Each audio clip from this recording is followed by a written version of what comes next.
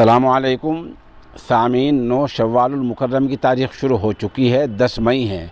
Social India news में आपका खैर मकदम है। ख़बर का उन्वान है, श्रीलंका में हालात ज़्यादा बिगड़ गए। क्या बिगड़े हैं, 2-4 जुमले में आप वो सुन लें।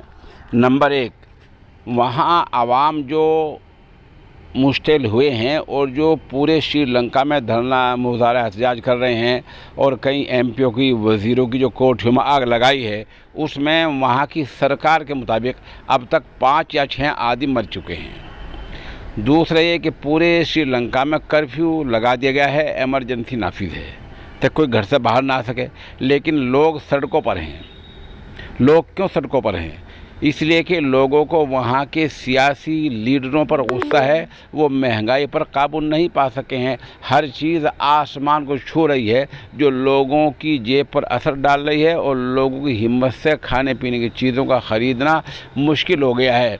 बिजली गुम है, सहूलत के सामान गुम हैं, गाड़ियाँ बंद हो चुकी हैं, सब कुछ ठप हो चुका है। श्रीलंका पूरा ठप हो चुका है और आवाम अब मुश्तिल हो चुके हैं। ज़ाहिर सी बात है, जब आम आदमी बिगड़ जाता है फिर सियासी लीडरों का हाल वही होता है जो आप उम्मीद कर रहे हैं।